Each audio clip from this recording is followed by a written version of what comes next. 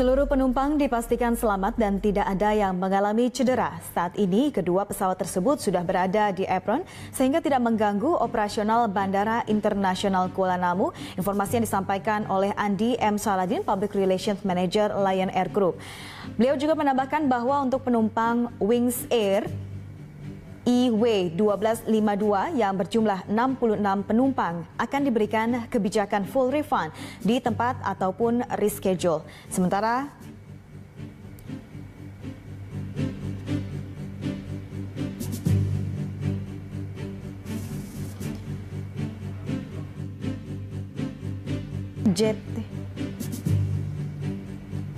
Sementara untuk penumpang Lion Air JT197 yang membawa 144 penumpang dari Banda Aceh menuju Medan dan memiliki penerbangan lanjutan menuju kota lainnya akan diterbangkan menggunakan maskapai Lion Air Group lainnya, yaitu Batik Air ataupun Lion Air di jadwal berikutnya pada hari yang sama.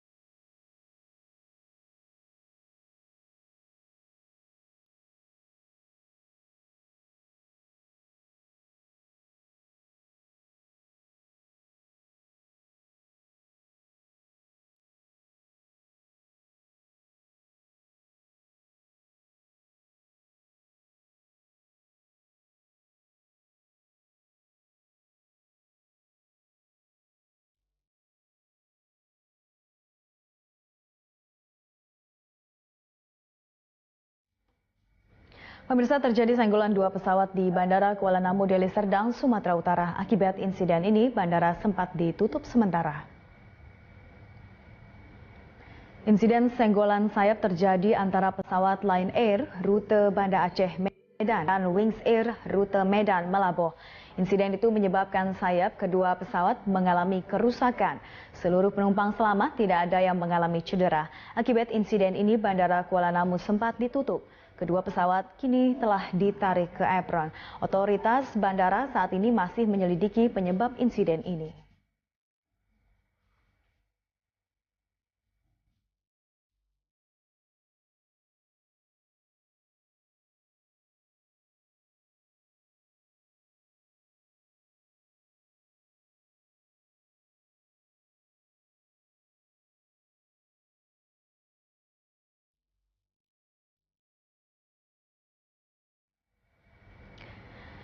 Pesawat Lion Air dengan nomor penerbangan JT197 yang melayani penerbangan dari Banda Aceh menuju Medan menggunakan pesawat tipe Boeing 737-900ER dengan registrasi PKLJZ mengalami senggolan di bagian sayap setelah melakukan pendaratan di Bandara Internasional Kuala Namu, Medan.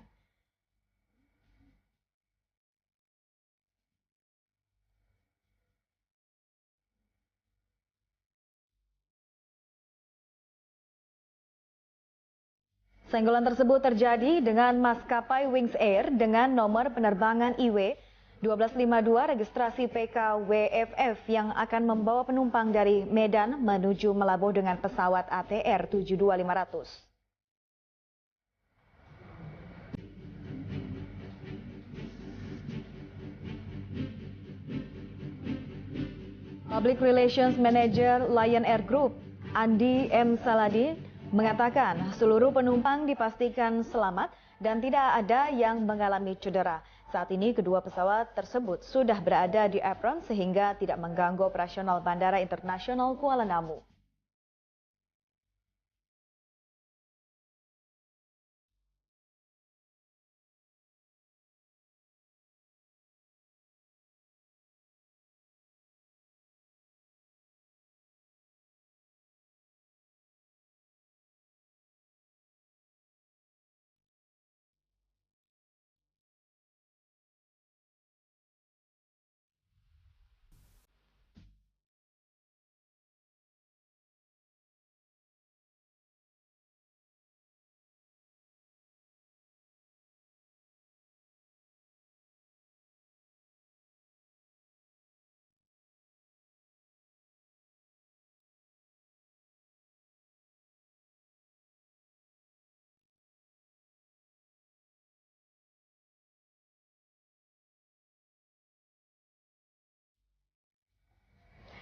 Dan untuk kita mengetahui seperti apa sebetulnya yang terjadi berdasarkan analisa seorang mantan pilot Randy Sasmita, kita akan berbincang bersama dengan beliau.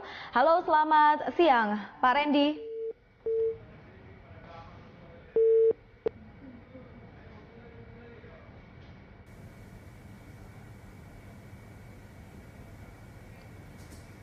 Ya, mohon maaf, terputus sambungan telepon dengan Bapak Randy Sasmita. Dan pemirsa, memang ini tadi ada informasi terkait dengan sebuah senggolan pesawat Lion Air dan juga Wings Air, di mana pesawat Lion Air dengan nomor penerbangan JT197 yang melayani penerbangan dari Banda Aceh menuju Medan menggunakan pesawat tipe Boeing 737-900ER dengan registrasi PKLJZ mengalami senggolan di bagian sayap. Dan untuk mengetahui analisanya, kita akan berkoordinasi dengan mantan pilot Randy Sasmita. Halo, selamat siang Pak Randy. Assalamualaikum warahmatullahi wabarakatuh. Selamat siang, Mbak. Halo, selamat siang. Ya, Pak Randy. Menurut Anda sebagai mantan pilot ini bagaimana senggolan pesawat bisa terjadi? Bagaimana pandangan Anda? Apa yang menyebabkan ini? Ya, kalau senggolan pilot pesawat di darat ya, itu ada beberapa posisi. Satu, lagi taxiing, lagi taxi bergerak di darat, ataukah lagi docking, pesawat mau parkir, ataukah pesawat lagi di derek. Itu macam-macam terapinya. Kalau pesawat lagi taxiing terus dia senggolan, itu karena non-compliance. Pilotnya kan harus mengikuti garis kuning itu. Garis kuning untuk taxi. Gitu. Di daerah apron, di daerah pelataran parkir di airport. Pesawatnya itu lagi mau docking, mau parkir, itu kalau senggolan kan di bawah banyak sekali orang itu yang ikuti pergerakan pesawat itu. Apakah sayapnya itu cukup melewati daerah itu atau tidak, itu orang bawah akan ikut mengawasi. Jadi air traffic control tidak salah, kecuali di daerah situ diketahui bahwa daerah situ sempit, tidak bakalan muat, air traffic control-nya mengizinkan lewat situ. Itu risikonya memang sangat tinggi. Gitu. Oke, menurut Anda tadi, sepengetahuan Anda, bagaimana sebetulnya dengan 3 kendala tersebut, mana yang memungkinkan hal ini bisa terjadi untuk di Kuala Namu ini?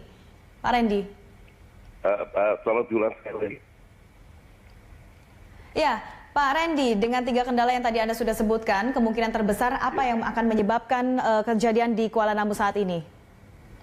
Ya, itu kalau dalam kondisi movement di darat, itu kan kalau pesawat parkir, kecuali pesawatnya nggak kemana-mana, itu nggak ada yang jaga. Tapi kalau pesawatnya mau bergerak lagi, biasanya ada yang jaga. Dalam arti kata, ikut mengawasi keamanan di sekitar pesawat itu. Apakah itu dari angkasa pura, ataukah itu dari airlines ya, atau dari teknisinya, dan itu biasanya membantu kalau ada pesawat lewat dan daerah manuvernya sempit. Itu pertama. Yang kedua, tentunya ada suatu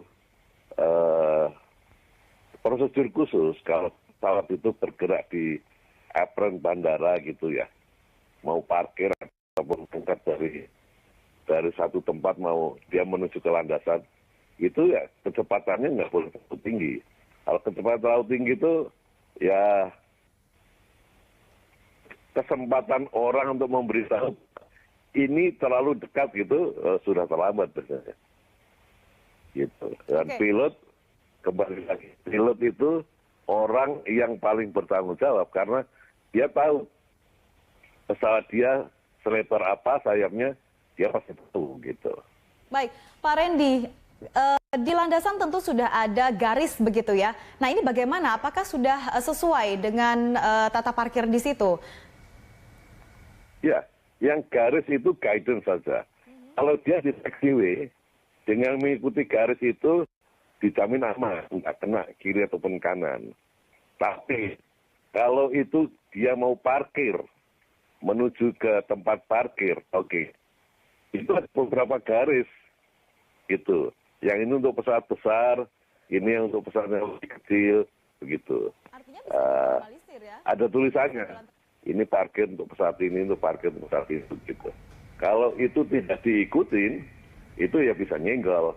Oke. Gitu. Pak Randy, bagaimana komunikasi antar maskapai jika ada yang take off ataupun yang landing? Seharusnya kan sudah ada koordinasi kalau ada yang landing atau take off jika memang bandara tersebut tidak cukup besar, begitu. Bagaimana koordinasinya? Kalau koordinasi antar maskapai itu tidak ada.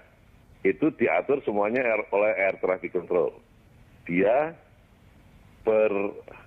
mempunyai otoritas untuk mengatur siapa nggak duluan, siapa yang belakangan nanti, siapa kalau mendarat dia parkir di mana, itu semuanya yang atur adalah Air Traffic Control. Khususnya kalau di darat, di bandara yang cukup besar, itu ada yang namanya Ground Movement Control.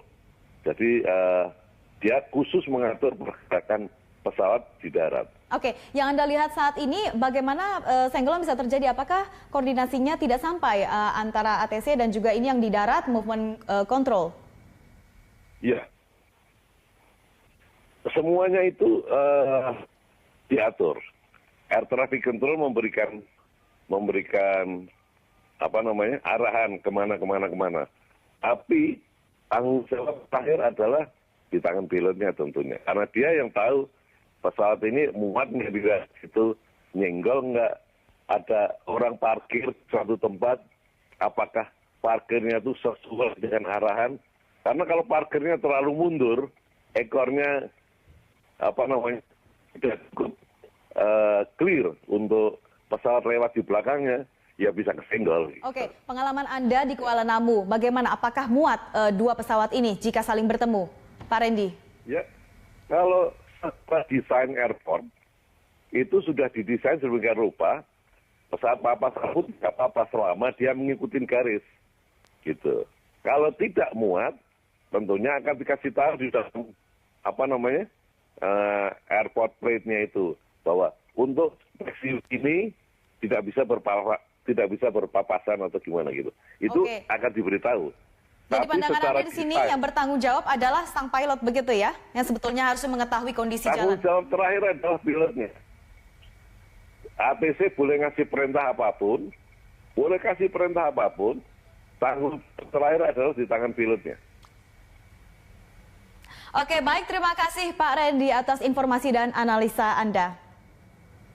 Pemirsa, terjadi senggolan dua pesawat di Bandara Kuala Namu, Deli Serdang, Sumatera Utara. Akibat insiden ini, bandara sempat ditutup sementara. Insiden senggolan sayap terjadi antara pesawat Lion Air rute Banda Aceh, Medan, dan Wings Air rute Medan Malabo. Insiden itu menyebabkan sayap kedua pesawat mengalami kerusakan. Seluruh penumpang selamat, tidak ada yang mengalami cedera. Akibat insiden ini, Bandara Kuala Namu sempat ditutup. Kedua pesawat kini telah ditarik ke apron. Otoritas bandara saat ini masih menyelidiki penyebab insiden ini.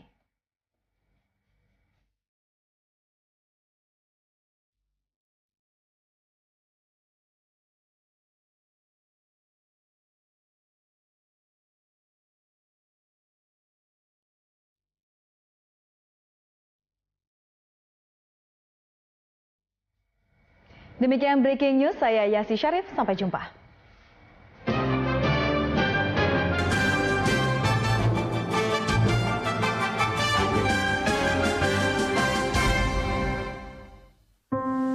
Berita 1, nomor 1. Football Insight. Halo pemirsa, apa kabar? Anda akan menyaksikan Football Insight bersama saya Mas Brody, dan ini bagian dari taktik sebetulnya membiarkan Vietnam menguasai bola. Sepertinya sangat sulit.